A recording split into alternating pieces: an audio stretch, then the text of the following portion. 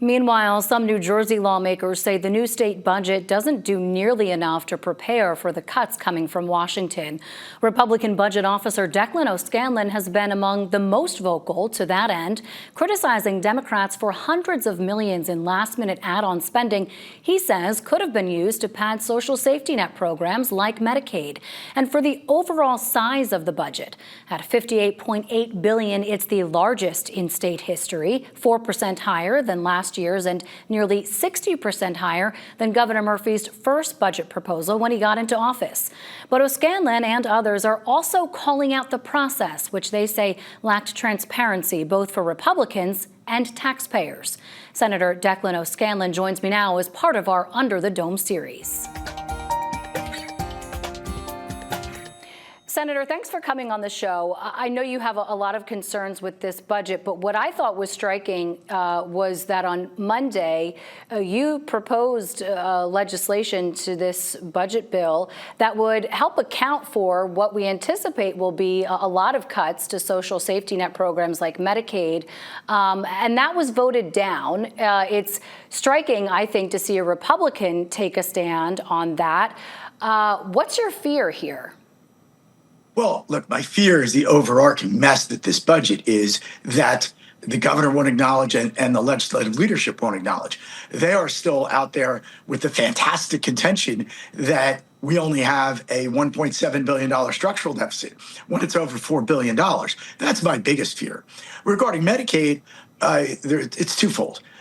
We may see some Medicaid cuts. Now, we won't see anything on the scale that the Democrats are suggesting, certainly not in 2026. We've already seen Medicaid cuts trimmed down in the federal bill. So we have to wait and see what the real impact is. But preparing for that potentiality is just smart and reasonable and responsible budgeting.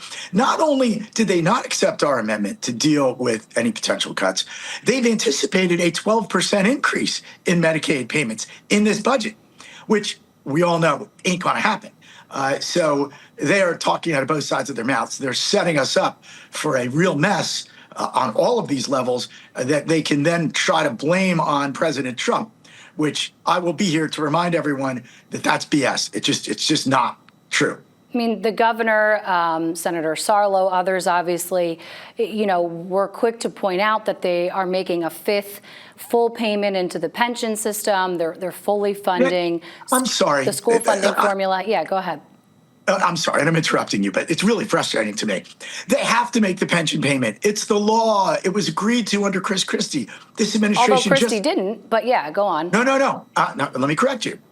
Christie, for one blip, followed the ramping up of the payments that we all agreed to. There was one blip where he didn't because we had a dramatic revenue shortfall. Other than that, this administration followed, accelerated by a half a year, I think, fully funding the pension payment, the pension system. But we have to. It's an obligation. It's nothing to brag about. It's, oh, my God, give us credit because we're not being wildly irresponsible. Also, by the way, it was easy to make the full pension payment. We had $22 billion of federal largesse that was injected into our budgeting over the past 7 years, six and a half years. Much of it we didn't need, by the way. Much of it is federal debt that we'll be paying off, our grandchildren will be paying off for a long time. But don't brag about these things that were easy or an obligation financially and in the law.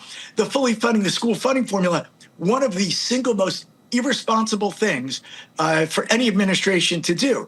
Fully funding an unsustainable, unfair, outdated school funding formula, slavishly adhering to it and committing the next governor to it is outrageous. We should have reformed the school funding formula, and rather than increase our school funding by 50%, mostly to a handful of schools, by the way, over half the school districts either got cuts or didn't keep up with inflation. So again, completely and wildly irresponsible, and will be part of what creates the $4 billion structural deficit that we have to face. And it's going to be a disaster, and it will be this governor's fault and legislative leadership's fault. Let me ask you about two of the points that you touched on there, one being the revenue projections. Are they realistic based on the numbers that you've looked at, based on what OLS has put out, what was prepared for lawmakers?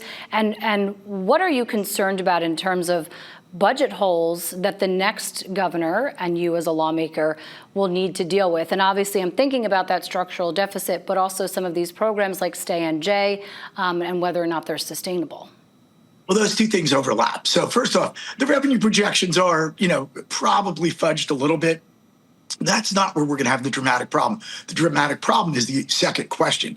It's the obligations that we are going to face in this next budget and the next years. And I don't see an end to it, actually. And things that we could have solved during this past 8 years had we done any reforms or any restraint, or even half the recommendations that Republicans put on the table, we'd be in much better shape. But the structural deficit is a dramatic problem. Stay New Jersey is part of that $4 billion, by the way, which Democrats are committing they're going to pay for. Republicans would love to do that, and it'll be high on our priority list. I don't think it will be high on Democrats' priority list. I think next year we'll be here talking about the Democrat legislature wanting to cut Stay NJ. But the structural deficit is a problem. We have $1.7 billion, which Democrats admit to spending down the surplus. We've raided the debt defeasance fund to the point where there's no money left. We spent down all the federal money in this last budget of this governor's budget.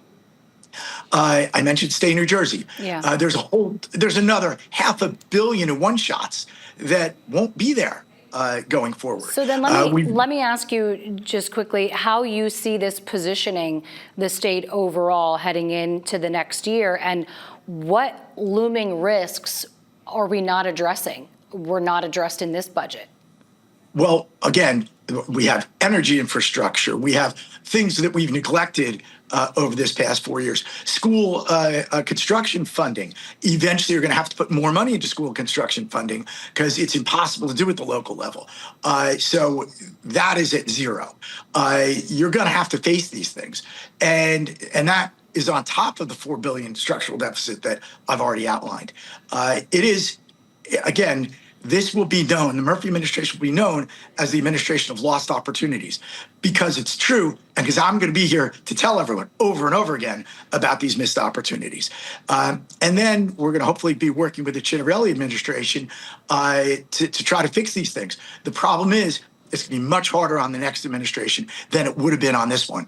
We missed golden, once-in-a-lifetime opportunities that with the breathing room that the federal $22 billion gave us, and the school funding formula, because it had not yet been fully implemented. We could have bent the curve on that. We could have done work with labor to implement health benefits reforms that they themselves want that would lower their premiums. That's another area. Our health benefit system is in a death spiral. People all acknowledge that. We're looking at more massive increases on public workers' health benefits. It's a mess. And right now, the governor and legislative leadership are patting themselves on the back. They're leaving a giant steaming pile of deficit and a ticking time bomb in the lap of the next governor and the next legislature. Thanks for using the word deficit and not one that we can't air. Republican Budget Chair Declan O'Scanlan, thanks so much for your time. Appreciate it. Thanks for having me. This program is made possible in part by the Corporation for Public Broadcasting, a private corporation funded by the American people.